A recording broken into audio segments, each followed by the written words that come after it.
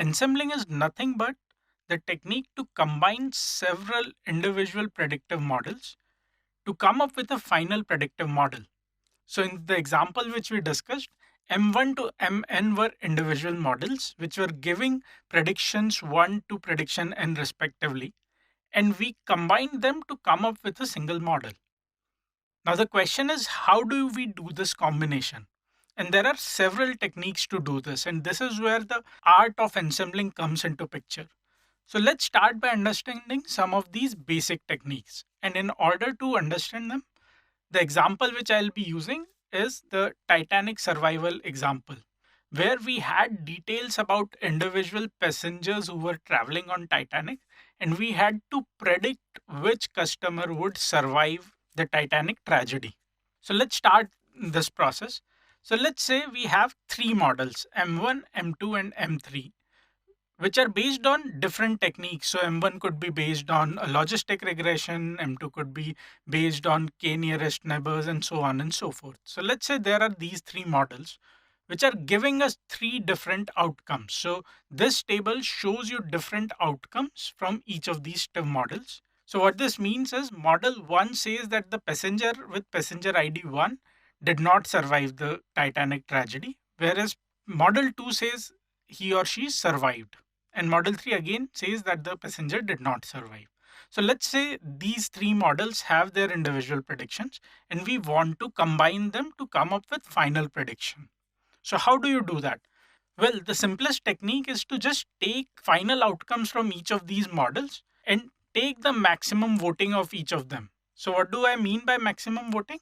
Well, whatever my models tell me the most is what I'll go ahead with.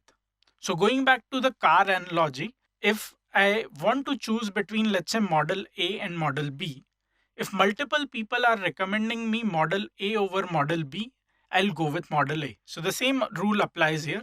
If more models are telling me that a passenger would survive, I will consider the passenger as survived. Whereas if more models are telling me that the passenger did not survive, I'll predict that the passenger did not survive. So here in this case, so for example, passenger 1, two of my models said that the passenger would not survive. So my final prediction is 0. On the other hand, in passenger ID 2, since model 2 and model 3 were saying that the passenger would survive, I'll make my final prediction as 1. Right? So max voting is the way in which I take the outcome from individual models and just take a vote. Now this cannot apply for a regression problem where I have to actually predict a continuous variable. So what do you do in this case? Well, in order to do this, let's actually go through the example. So again, let's have three different models, M1, M2, and M3, which are giving me individual predictions. And what I need to do is make the final prediction. And the nearest analogy I can have with max voting is average. So I'll just take average of whatever my individual models are telling. So in this particular example, for row 0, I get an average of 3466.66. So that would be my prediction.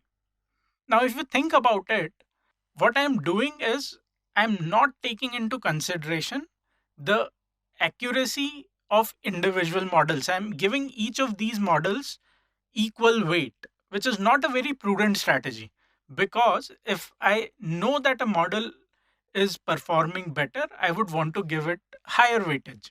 Right? So going back to the car example, if I know that a person has more knowledge about cars, I would like to give his or her recommendation a higher weightage. So coming back, let's say that these three models M1, M2, and M3 have a R square on validation of zero point 0.6, zero point 0.4, and zero point 0.7 respectively. So what does that mean? That means that model 2 is not performing great as compared to model 1 and model 3. Right? So model 3 is my best model. Model 2 is my worst model. Now, if I have to somehow combine them more intelligently, what I can do is I can give them some sort of weights. And these weights would be representative of how much weightage do I give to their predictions. So since in this particular case, my model 2 is not the best model, I'll give it a lower weight, whereas model 1 and model 3 are better models, so I'll give them higher weights. So let's say I give them weights of 1 and 2. what I would do now is I'll basically multiply these weights to individual predictions and then take their mean. So model 1 predictions, which are 3,900, 390, so on and so forth, I multiply it by a factor of 2. Similarly, I multiply model 2 by a factor of 1, so no values change there. And model 3, I multiply by a factor of 2 again. And now I take average of all of these by dividing it by 5. So what I've done is I've taken weighted average from these models, but the weights were decided by me. That should give me better result, right? Because I understand that these models were better and I've given them more weightage. Now, is there any other way to do it? Instead of me deciding how much weight to give to each model?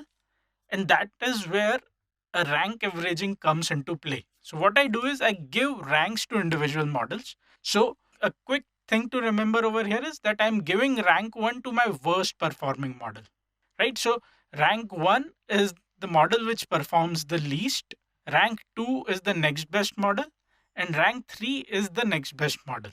So I give these ranks to each of these models, and then I take weights from these rank.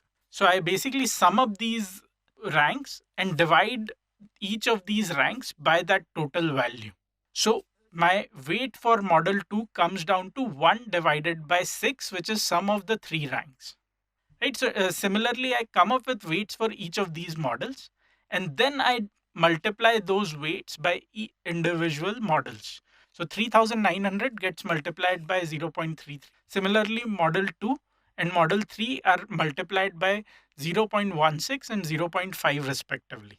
And then I just take sum of all of these values. Now, remember, I don't need to divide because this is not mean. I've already done the normalization at time of taking weights. So I just need to sum them up, and this is what I get as the final outcome. And this is rank averaging, right? So just to summarize, so there are various techniques which we saw which can be used to combine the results of these models, starting from max voting. Then we looked at averaging, weighted averaging, and rank averaging. And using these techniques, we can cover classification models as well as regression models.